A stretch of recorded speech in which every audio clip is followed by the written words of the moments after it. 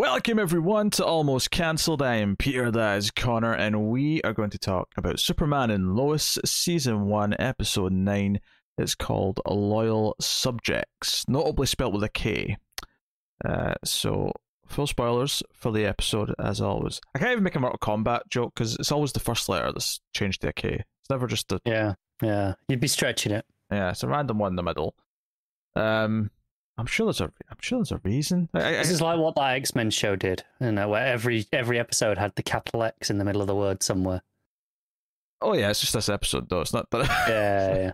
Yeah. I'd love to know what holding the wrench last time, where the K went in that title. Life finds a way. I'm sure it's a tease because of the Kryptonian stuff, but. Unless if someone's got a better reason for why there's a K instead of a C in subjects, if there's a particular language that this version of the spelling is coming from that maybe is relevant, then by all means inform us. But I'm gonna also assume it's a Kryptonian tease. It probably is, But hey ho. But I can see someone saying, that's the Swedish spelling. Why would be using the Swedish spelling? I don't know, but I could... Yes, why that would be relevant is a different question. But I could totally see that being a thing. At a push, the only other language I can even see being relevant in this episode is like Spanish, because of the Mexico stuff. Oh sure. That doesn't look Spanish though to me. No, it doesn't either. That doesn't say. But that at a push, that's like. The only language I could maybe see. Yes, we've spent a full minute on this so far. Certainly not that important. We got stuff. We got revelations this episode. We got progression and a number of things. However, I didn't even do this intentionally, but my bringing up of Mortal Kombat was apt. Or dare I say it was deft. Because there was some straight up Sub-Zero antics going on in this episode. Particularly when Jordan froze the lamp, all I could think was Sub-Zero. It looked very Sub-Zero-esque. The way he just kind of... I mean, obviously Sub-Zero doesn't sneeze at things, but, just the way the ace looked and the... Can you imagine? Just in the next Mortal Kombat game, that should move. Just sneeze at him. But it was more just the way it had the icicles going, but in the direction of the blast, rather than... Yeah. So I actually quite like that effect. Even just the first time he does it into his hand, and you see like the ice coming through his fingers a little bit. I thought, that's kind of neat. Yeah, this is a nice take on the freeze breath. I feel like Smallville, the show, it put off super breath for so long, and I don't think it ever really did the cold part of it. It just did the powerful aspect of it. It never really quite did the full on freeze breath. I can't remember. Joe, I would say this is probably a less exciting episode overall. Mm-hmm. I will give it props though for defying the formula. Sure. I think what you're getting with Smallville is, even when it did introduce new powers, it was pretty much down to a T what would happen, right? Mm-hmm. It would get introduced at the start of the episode because of reasons. Something weird would trigger it. He'd spend half the episode not having a clue what to do, and then by the end, he's got it under control and use it to save the day, right? That was pretty much every time. For sure, yes. And the show, it's dabbled with that, with the strength a little bit here or there, I'd say kind of. I mean, the strength, kind of. The super hearing though was never used to save anything, he heard his dad in trouble, I suppose. So yeah, but even that feels a little different to. It's different, but. This is completely different in a whole different way that I appreciate. Because the thing with Smallville is that he'd always, the moment where he uses them to save the day would always be him gaining complete control over them, whereas I still don't buy that he can just use his strength when he wants. I still don't buy necessarily... I mean, maybe... he can punch things hard. He seemed to be kind of getting control of that, but I don't buy... he's learned to, not feel the pain of the super hearing now, but I don't know if he's specifically honing in on things. I'm kind of assuming he can, but it just takes him longer than it does Clark. And likewise at the end, because I actually kind of loved how he just had to. It's because Jonathan just sits down and says, "So that freeze breath is that permanent?" Yeah, I think so. Is it? Was that like having a piece of mint gum in your mouth the whole time? Is I actually really like that because that's such a it's a specific feeling, Mint, Yes. where if you breathe in, you know, the air feels colder, right? It's a good comparison point, I think, for everyone. Yeah, where it's like, okay, I understand that it's not like some really obvious thing that you've just kind of made a joke out of, but it's got something that most people can understand and have a reference point to. Yeah. And fair play for them not dragging these things out. I mean, these, you know, strength, freeze breath, and hearing. We've already got 3 powers in some capacity. Yeah. So I kind of appreciate that. Not that I expect them to be flying by the end of the season or anything. I think that's the one they'll hold off the longest, obviously. But Hopefully not 10 seasons. I expect there'll be maybe some comedy with the X-ray whenever that kicks in because of the age. You'd expect he'd probably going to be standing right across from Sarah when it kicks in for the first time and have him be all kind of like nice about it and try and not look at her. If I recall, pretty much exactly what happened in Smallville, right? No, I recall Smallville. He's in gym. I remember when it kicks in. He falls off the rope and he's looking into not intentionally. It just happens to be the wall he's looking at. That's the second time it happens. The first time it's the bank robbery. Oh, that's right. Yes, it was Lex, but it wasn't Lex because it was like a shapeshifter. Because it was someone else, and only X-ray vision could solve this problem. Smallville is such a stupid show. Really is. I hate that I remember this in such vivid detail. I know. That was the second instance. Well, no, to be fair, this was season 1, and we did watch season 1 for a review purpose not that long ago. So there's a reason why this stuff is particularly. I was pretty drunk through most of those. Okay, fair enough. You have no excuse then. I have an excuse. I don't know what your excuse is. So. But yeah, he's going through the powers, and most of them, I think, it's not even that it's doing anything super. Because even Smallville, I think, did sneezing for super breath in a way to like sort of set up. Because I can't remember what the cause was, but Clark did sneeze for the first time in his life, and he ended up flipping a truck or something like that. Like that was the barn door. Was the barn door, whatever it was. But he did something, you know, powerful with the sneeze, and it was kind of like a. I'm like 90% confident that episode was called Sneeze. Genuinely. Probably. But, you know, it was kind of thing, and the idea of like the pain of the super hearing because it's too much to take. Smallville, I mean, Man of Steel even did that. Like it's a normal, it's the obvious route to take. The idea that you can't take it at first. It's overwhelming. It's a completely acceptable path. Yes. And Strength is the one where you don't notice it at first. It's just something will happen where you're, oh wait, how did I survive that or hold on to that or something? Like, it's not doing anything revolutionary with those things, but I think but this not being the focus of this episode, and it be the bigger thing coming from it being the drama of Lois blaming her father for getting her child sick.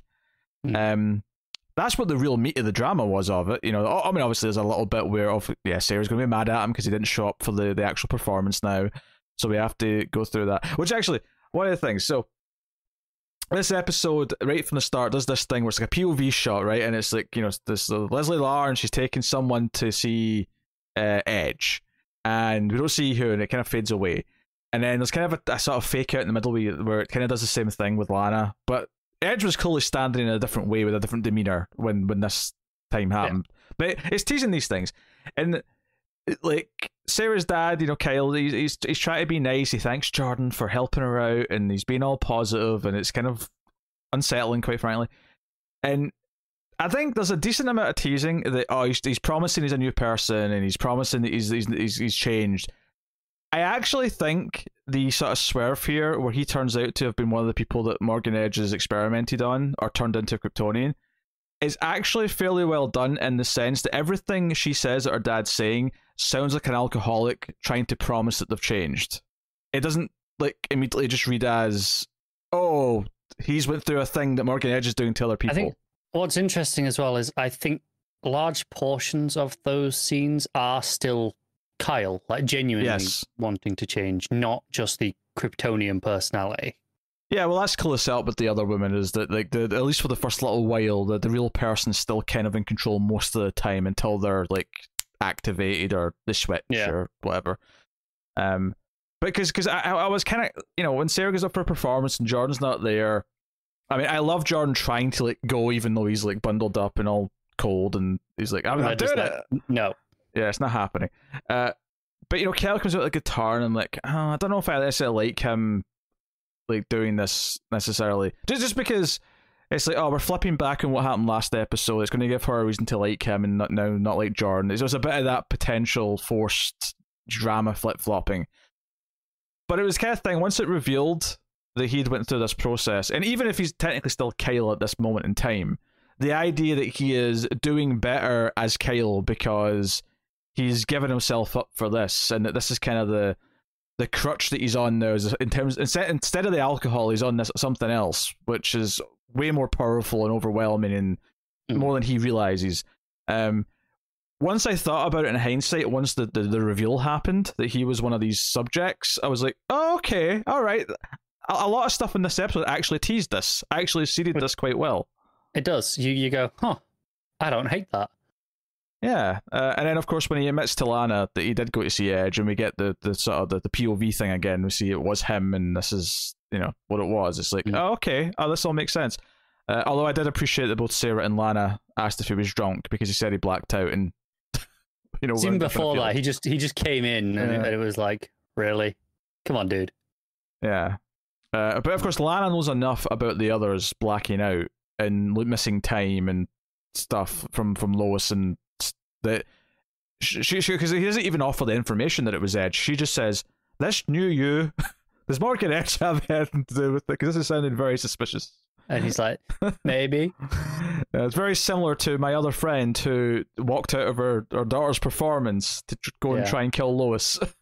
That whole thing. But by the way, did you get a sense that a bit of time had passed between these last two episodes? Like maybe this was originally meant to be like the mid-season point between these last two episodes. What do you mean between this one and the last one? Yeah. Because I mean, like Jonathan's hand's kind of healed. I'm wondering, like, it feels like maybe they've been practicing the thing like over time. It was like, because before was the first audition, right, to get on, and now it's the actual event. Yeah, maybe they planned a break for here, but then of course shutdowns just meant. Yeah, that's what I'm thinking. Like, don't get me wrong, it flowed well enough. It wasn't distracting. It was just once I noticed, like, just a couple of little things like that, I was like, I wonder. Yeah, I mean, time jumps can happen. I mean, it's nice if they sync up with a real gap, because then it just feels natural. But I'd say like 8 times out of 10 on network shows, they do sync up with gaps because they have so many breaks anyway. Yeah, no, I could see it. And it was the middle episode last week. Yeah. So that would make sense. It would stand to reason if they were applying for one break essentially right in the middle, that this is more or less as well. I'm thinking you wrapped up all the John Henry stuff last episode as well. It felt like a nice break point. And this, in many ways, is kind of the start of the second half with the big reveal with Edge at the end and all that stuff. Yeah, okay, I can kind of see that. Yeah, which I suppose we should talk about. We should. Yeah, I mean, obviously, just to wrap up the Jordan stuff is, Clark's obviously very worried. Clark realizes he's still, it's because it's I always wonder if there's going to be a swerve here as to exactly what was causing it. Clark just jumps to it was the kryptonite gas that he got hit with, but that was my initial assumption too. Because it's like, okay, it's still affecting him. Yeah, right? It's not completely out of his system. Yeah, because we have this scene where, because I was wondering at first what the point of this scene. I mean, I was fine to get a Superman action sequence, but he gets a call and he flies out. It's like a bank robbery. He just happens to be in I think Mexico, and he lands in, and one of the things I really appreciate about this scene actually is that he is like obviously using force to knock all these people out, but you can tell he's so good at this and he's been doing it for so long. He knows the exact amount to like put them down so they won't get back up, but no more. Like it looked like it was tough hitting, but not like. And knows how he never knocks any walls down or anything. Yeah. Like he hits them into a wall, but he doesn't put them through a wall. They just hit the wall and fall down. Yes, it felt, everything about it felt very calculated to the point where he knew exactly the right amount of force. Precise. Yeah. So I appreciate that. But of course, the point of the scene, because I was wondering, what's the point of this scene? Because it feels really random, and it's not like I don't see us tying into Edge, like because Edge doing stuff in Mexico that's going to tie into this. But then, of course, by the end of the scene, the point is not what the crime is. The point is that Superman is not at full strength because he gets riddled with machine gun fire, and he actually does go down for a moment. He gets back up, but it's clear like they're not piercing him or anything. They're still bouncing off him. We see that, but it's hurting. Yeah, I mean, it all sort of the perfect summarization of it is just when Lois comes in and he's got like an ice pack and he's like all these bruises are all over his body and she's like, "What the hell? That's not supposed to happen." Like with the kryptonite bullets, it's like, nah, regular gunfire, regular kind. Yeah, I don't know what's going on, but then of course Jordan starts having his thing, and Clark flies him off to the fortress to burn it out of him, which looks immensely painful. But that's basically it. They're just out of commission for the back half of the episode for the most part, whilst all the other stuff's going on. So much, yeah. Which is, I mean, it's important because Clark being out of the picture means that there's a danger when the two subjects show up to try and kill Lois, and technically, which by the way, Jonathan stashing some of Steele's solar weapons in the bar, because I love that he took so they show up and it feels very dangerous because she uses her heat vision and they just barely dodge it and there's this big line of where the fire hit.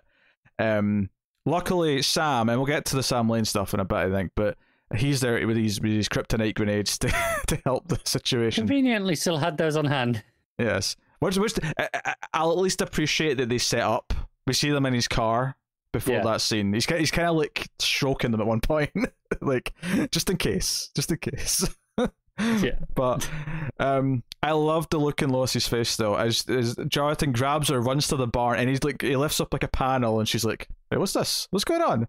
And he just pulls out like a giant machine gun. And she's like, "You know what? I really want to go into mum mode, but there's also like superpowered aliens chasing us, so maybe this isn't a bad idea. Right now, we need this gun. Right now, this is not such a bad idea." And they do work, to be fair. I mean, and obviously we know they're designed for Kryptonians, so that's why they work. It makes sense. It's set this up pretty nicely. Yeah, and because Kyle runs in, and I thought for a second, I'm like, oh, they're going to do a thing here where Kyle kind of learns about what's going on, and maybe that'll be how they make him interesting, is he's the only one who knows that Clark is Superman, and or at least knows that like this family's connected to a lot of this stuff, and but then of course he fires up his heat vision and tries to kill Jonathan in front of Lois, which is when Superman finally makes his grand appearance. So. Yeah, and drags him away. Yeah, so all very nail biting stuff, very tense. Sam got to be there for his daughter when a big part of the theme before this was that he was never there. It was always job first. But even when she had her own family, it was still job first. It never changed. I think the best scene of all this, though, maybe you'll agree with this, is was Jonathan speaking to Sam.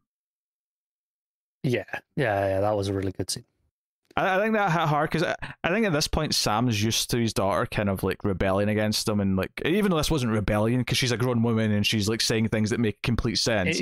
He's used to just Lois kind of Lois. Yeah, to like I feel like her teenage years to now have probably just been kind of a blur for him in terms of how she talks to him.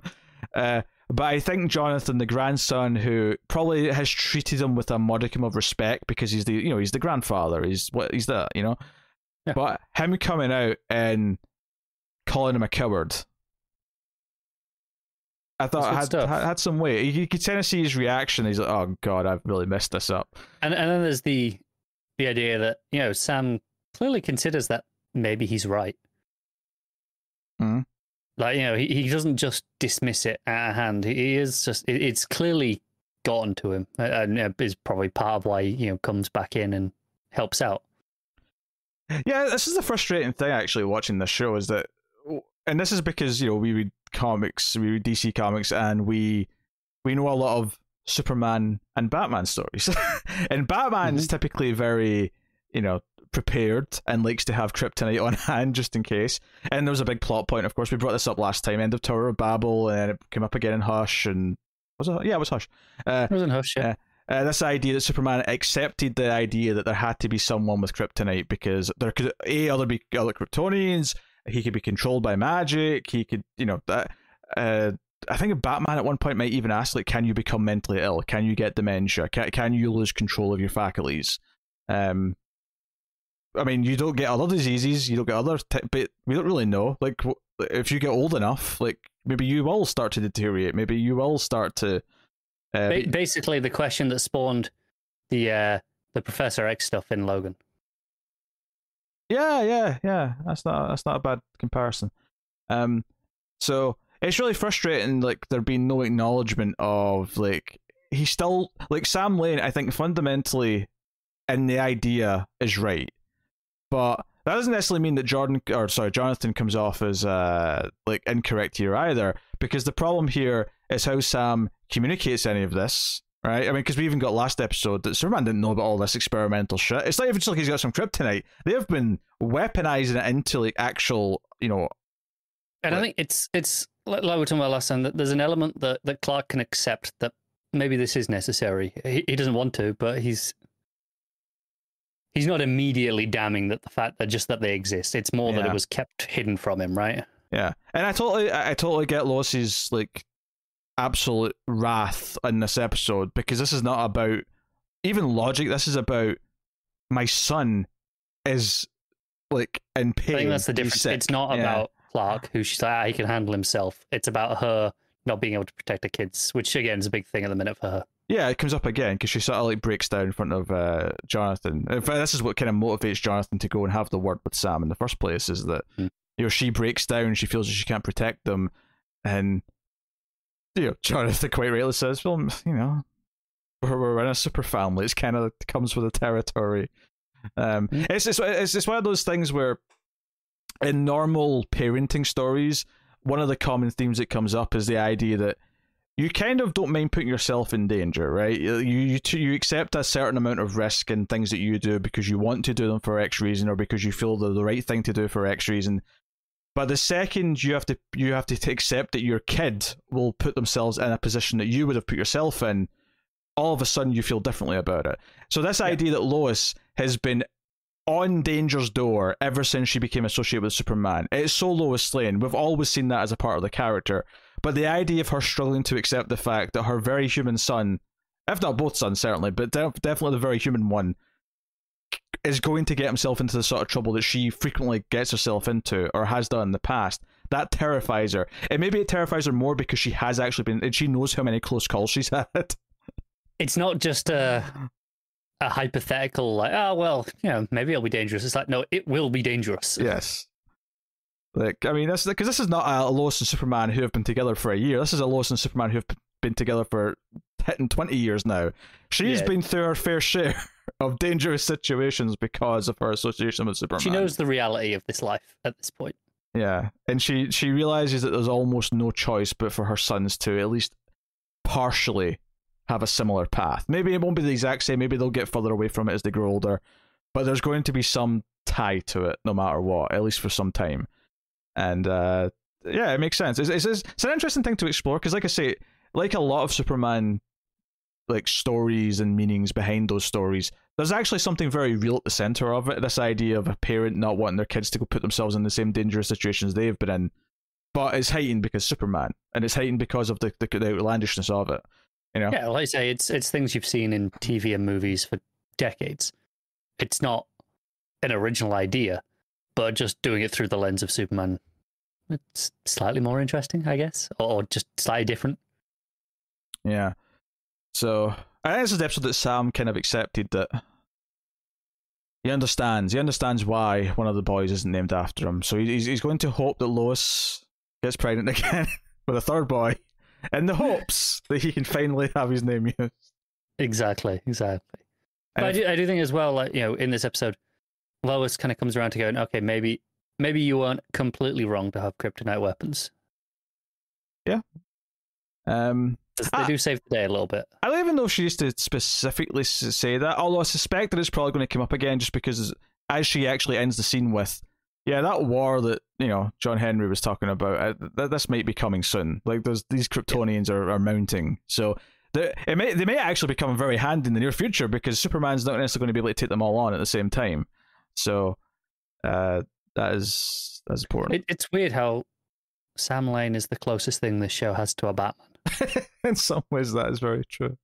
It's kind of strange, but I don't hate it. No. If we're not going to get actually Batman, then I'll accept Sam Lane. Who I mean, and this isn't like against what Sam Lane's normally like anyway. If anything, it's a slightly different take on it, but it's kind of still relatively true to the ideology. It's in the ballpark. I'd say this Sam Lane's maybe a little more sympathetic at this point. than Sam Lane usually is. He's a little bit more accepting of Superman than we often see, but not to like an extreme amount. He's still cautious, right? He's still very much, okay, no, I can see Sam Lane here. Yeah. So anyway, I said like 10 minutes ago we should talk about the Edge reveal. So that's yeah, we did. We haven't got that yet. Let's talk about the Edge reveal. So they're putting pieces together. They discover that only people who've spent a lot of time in Smallville, i.e. lived there for a number of years, are actually viable hosts for this transformation because they've been around the X-Kryptonite for enough time.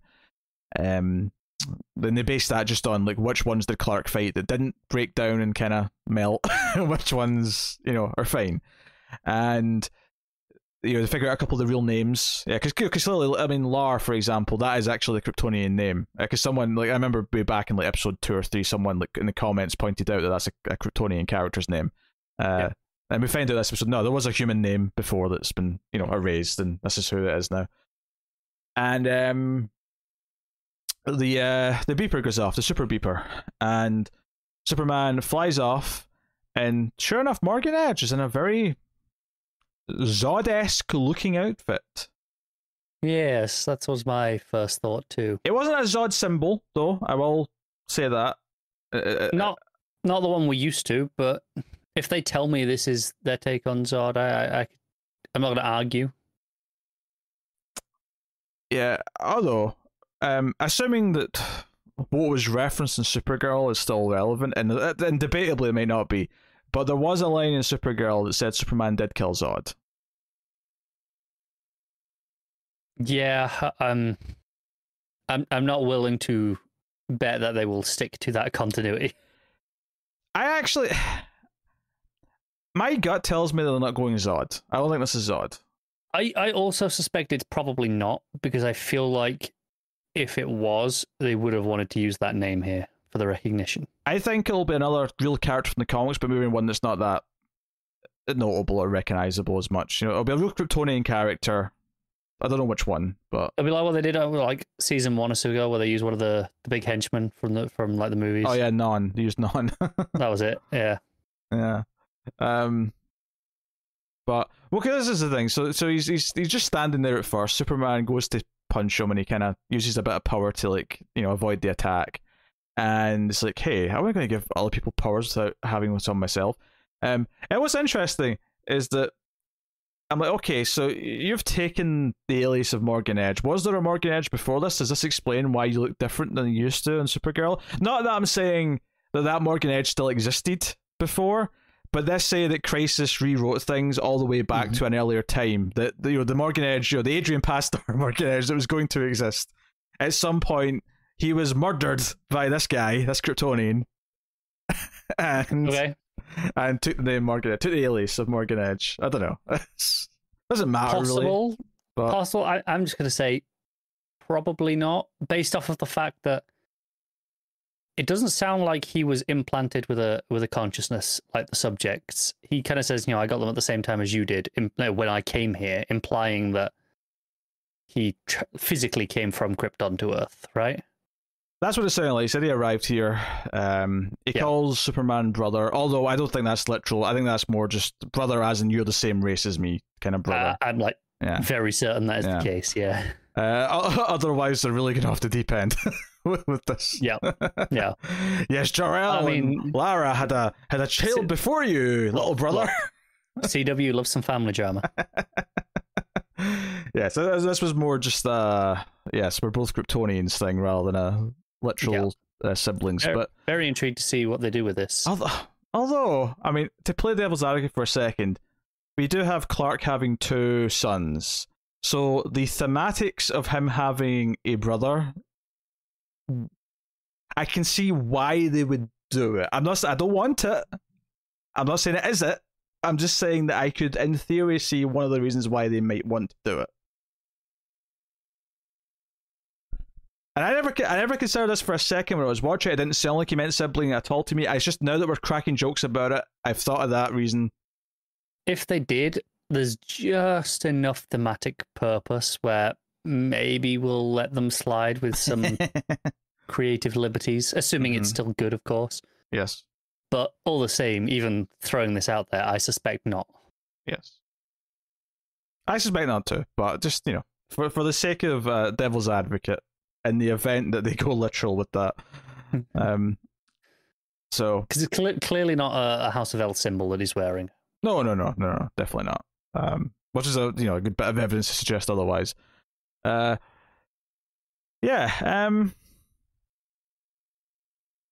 didn't necessarily see Morgan Edge turn out to be secretly Kryptonian coming. I'm not shocked by it, but it wasn't it was the sort of thing where when we thought it was just powers, I thought, okay, sure, I can see him having powers, but not being. I couldn't see the man choosing to overwrite his own consciousness, right, for the sake of having powers. That wouldn't have made sense. Unless he didn't know it was going to do that. Yeah, fair point. But I mean, very risky for him to be testing it on himself, if that's the case. That's true. I mean, maybe let's say he was overwritten, but I mean, I don't think he was. It sounded like he arrived here around a similar time to Clark, but by the way the dialogue sounds. But let's say he wasn't. Did it transfer to Morgan Edge the same way that he's doing it with the machine to everyone else? Was it more of a chance encounter with a crystal or something? Was it intentional? Was it or is it more of a just straight up invasion of the body snatcher style thing where he was just in the wrong place, wrong time? Or maybe he was poking around stuff that he thought had potential, and then it, he was in a lab, he was like, oh, this is going to make me even richer, and then it went zip, got your body. I mean, I can't rule that out, I suppose. Like I say, I do think he arrived here physically, not in a mental transference. But yeah, I'm really interested to see what they do with this, because this is a completely different angle to what we've been kind of assuming all season. It does shake it up a bit. I'm actually going to theorize something here. This is another thing in the episode that played better once the ending reveal happened, is when because there's a nice little stylized sequence where he's trying to convince the woman Lana's friend to go through this change. Emily, I believe her name is. Emily, right? To go through this change, and it intercuts with her getting into the machine, and there's a little nice detail where Lar wipes her hand after she holds her hand, as if she's disgusted by the human sweat. It was a neat touch. But when she wakes up right after she went through this process, so we get a little bit of exposition where he says, "Oh, it'll be for a couple of days you'll still be kind of mostly the human, but you'll eventually sort of take full control and you'll be you." But what I noted here, particularly when I was thinking back to it after the end reveal, is that when this new Kryptonian in her body wakes up, she says, "Oh, you've done well," and it felt very so that line played better. He was like, "Oh, she knows who this is. There's our camaraderie." This was a plan the whole time. This was a plan. So my thinking is that either because the new Krypton was going to go, or because they were escaping the Phantom Zone before going there or something, that basically they intentionally put all of these consciousness on a bunch of Kryptonian crystals. And Morgan Edge, whoever he may be, was the one who was bringing them to Earth, and the plan was always to eventually take over bodies. I'm also leaning towards Phantom Zone escapees. That's the it's the obvious thing to go with. I kind of hope it's not. It'd be really interesting if they're just regular citizens of Krypton, or you pick a city. Just they're regular citizens and they just want to live. This was just their way of avoiding the apocalypse. Yeah, I feel like he wants to take over the world though, and it feels a little bit too planned for them just to be people who just want to live. Yeah, it's definitely feeling a bit too villainous to just be that. I'm getting real season 9 Smallville vibes here. I'm thankful. I think it was season 9. I'm thankful to admit that I didn't pay much attention to the later seasons. It was either season 9 or season 10. I can't be 100% confident. The Zod stuff where he had all the Kandorians. Okay. It was a whole thing. Yeah. Hopefully it's better than that though. Oh yeah, hopefully. And so far, I mean, I pretty much go into anything saying I hope this is better than Smallville, because it's just this the lowest possible bar to expect of something. Yeah, kind of is. So I mean, that was a solid episode. I think there's some good character beats in here. A lot of the advancements and revelations I think, made some sense. When I said earlier it's a lesser episode, I don't mean that it's bad. I still think it's a good episode. Like, it's solid. I think it's just less exciting than like the last 2 or 3. Yeah, but I still enjoyed it. Still, like, you know, this is solid Superman TV. I'll give it some credit though, because there was a few things that I wasn't sure about as the episode was going on, but they all made more sense once reveals happened, and I'm like, oh, okay, that actually teased this or that teased that fairly well. And it's also given us a nice, easy way to just kill Kyle and get it over and done with. Yeah, Kyle. Like, I already thought he was going to leave or die at the end of the season. Now I'm like, I'm basically convinced now. Well, hang on. Here's the thing. So I'm assuming I said kill. Realistically, they're going to like try and bring the consciousnesses of the human people back, right? Yeah, because unfortunately, it's not just Kyle. There's a bunch of other people who aren't terrible. I'm assuming Kyle, or maybe actual Kyle, is going to make the sacrifice play, right? So he still goes out. He goes out a hero to his family. That's fine. He can have his redemption. I won't begrudge it as long as he's dead. Yeah, that's my hope. I don't know. We'll kill Kyle. Everyone else gets to live. Best case scenario. There was a line where so Clark goes to talk to Emily to try and like find out more about this process is, right? Lois sort of convinces him to go in and try and just act casual because everyone trusts Clark Kent. And he goes in and he starts to make small talk with her. He's like, "Oh, what about this? What is this? Like, I've been thinking." I was like, and she's like, "Oh, you need a job?" And it's like, "Well, maybe something like that." And she's like, "Just talk to Lana. She hooked me up, and I bet she'd do it for her old boyfriend." And I'm like, Hold on. How many people would get their ex's jobs where they currently work? That I realize that Clark and Lana have a very healthy post-relationship. Yeah, but and I'm assuming that is very common knowledge. Yes, but in my experience, people who have broken up aren't typically there to do each other favors, especially big favors like "I will get you a job where I work." It's not the norm. And not even I think that's safe to say. And not even just put a name in. Like, she's actually the one hiring. Yeah. That's pretty bad. Yeah, it's just, I don't know. It struck me as a very weird line that felt out of. I think it didn't bother me because as I was watching, this never even crossed my mind. Just because I think she's around the same age as them, their relationship, and their friendship afterwards is pretty common knowledge, especially in the small town. People just know what they're like. Yes. So it wasn't more old boyfriend. It's more just, well, it's you and Lana. I'm sure she'll hook you up. Yeah. It was just a weird line. It was just a weird line. But there you go. That's basically the episode. Unless it was something I've missed that we should have talked about. I don't think so though. Just Jonathan flaming out with the girl. Oh yeah. I don't know what I've got to say about that. It's kind of it's a story in two acts. It's Act 1. He stares at girl, thinks I'm going to ask her out. Sarah says, "Don't do it. She's just going to disappoint you." And then he goes to ask her out, and she disappoints him. Yeah.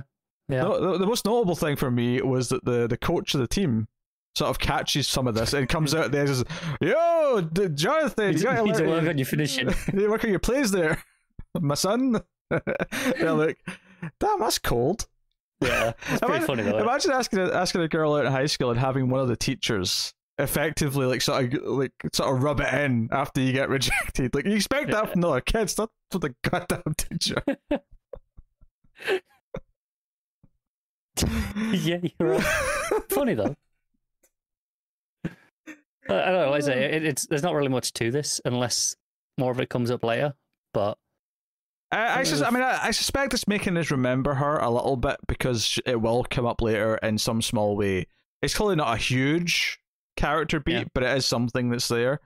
I expect Jonathan will get a proper love interest. There's maybe a season 2 thing. Yeah, just as long as he doesn't fall for Sarah, and we have to do that awkward. Oh no, I hope not. I don't. I feel like they've earned enough trust at this point to. I expect them not to do that. It's going to take a while for me to get to that place. I've been burned one too many times before. I hope. Anyway. So we'll see. Anyway, there you go. That's episode 9 of Superman and Lois. We'll be back next week with episode 10. Let us know what you thought of this one in the comments below. Like and subscribe. It is super important to do that on YouTube. Also hit the bell as well if you want the notifications. And you can do all that. But you can also support us over at patreon.com/MailFuzzTV for as little as $1 per month to help keep all the content coming. So go and have a look over there as well. And otherwise, you can...